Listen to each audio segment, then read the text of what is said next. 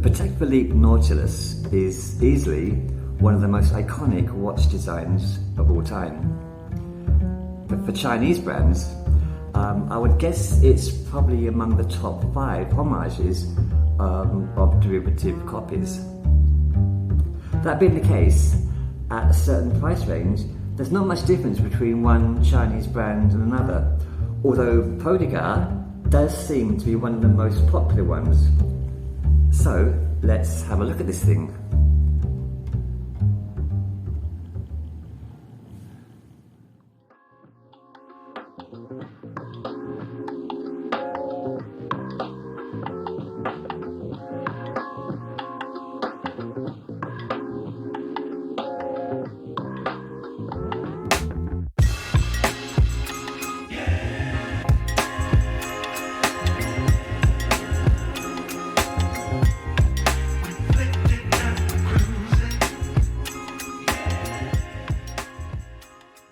Good day to you all, and welcome back to another BBW review.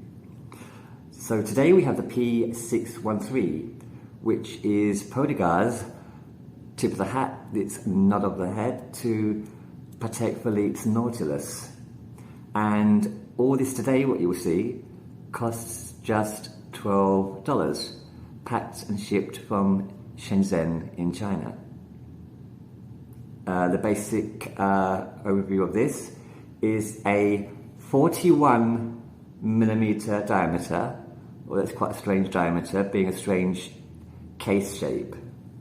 You have 52mm lug to lug, and the main reason why it is so long is because of these protruding end links. So slightly longer than I would like it anyway, but it does fit okay.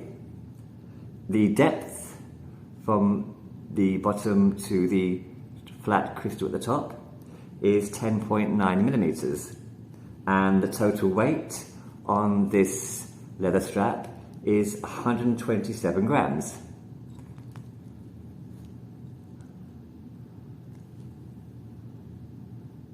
Now, the majority of these Nautilus homage watches are generally stainless steel case with an integrated stainless steel bracelet.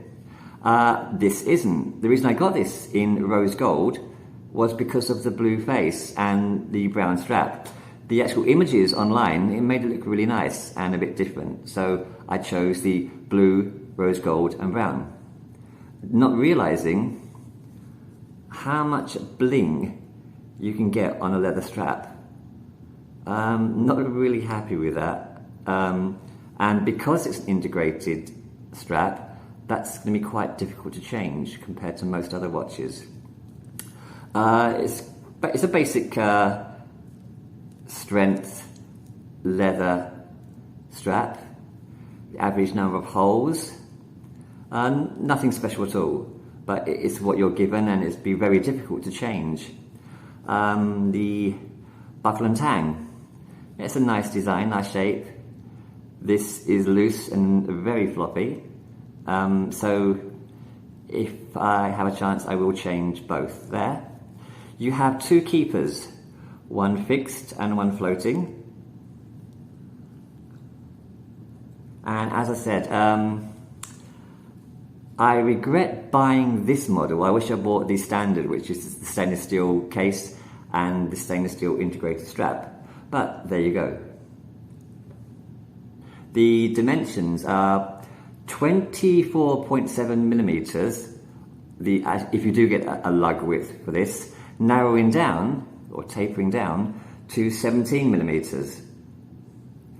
I'm guessing this plastic coating on this leather is probably going to crack and fall off after a certain number of wears, so it will just kind of destroy itself, and that's when you will need to change that strap.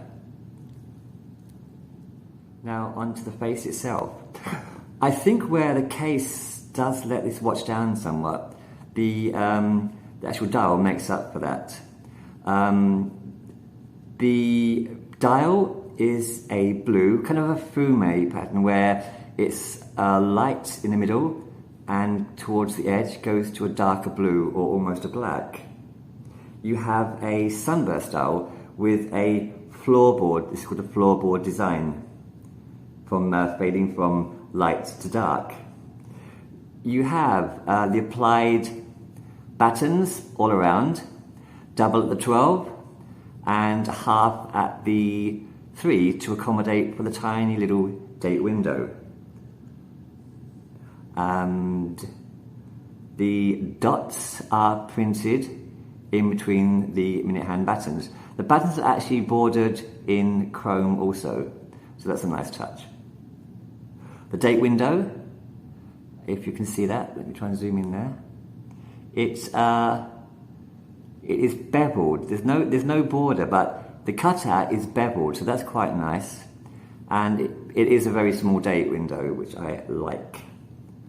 The Poedagar name and logo are below the 12, and there's nothing above the 6, so it's quite a simple looking face, which I like. Now onto the handset. For some reason they put the Mercedes hands, which are more often seen on a Rolex. The hour, quite small and fat, it's fully loomed. And the minute hand is a long stick hand, again fully loomed, for as much loom as you can expect for $12. And the second hand, you have a lollipop second hand. And as you see, so far, the second hand are hitting all those markers quite accurately. I guess that might change when we get to the other half of the dial. And yeah, no, actually, it's quite good. It's quite accurate. And as we've already seen, the movement is actually quite good. Poedagar have been known to use Japanese Myoto movements, so that might account for the accuracy of the second hand hitting all the markers.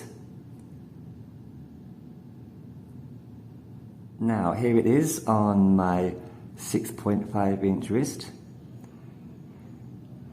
Although with this awful strap, I don't really like to do a wrist roll. Look at the gleam on that strap. And being an integrated strap, it is going to be a bit of a pain to try and find a different one. But I shall try and find a different strap. Otherwise, I will not wear this again. Now, as I mentioned earlier, 52mm lug to lug, because of those protruding male end links. But it does actually fit okay. There's not too much of an overhang on either lug there. As I say, the actual watch looks fine, but that strap, my, absolutely awful. Get the stainless steel.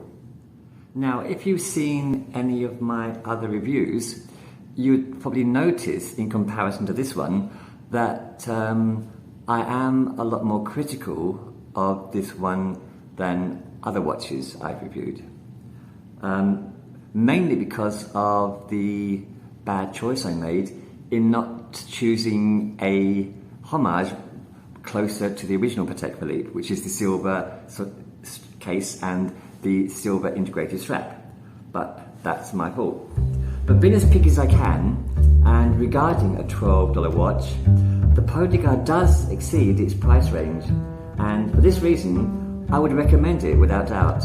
But I would suggest choosing a stainless steel bracelet, because the leather one surprise, in particular this leather one, is just awful. And it doesn't match the Nautilus at all. So there you have it. Thanks for watching, and I hope to see you again on another BBW review. Until then, take it easy.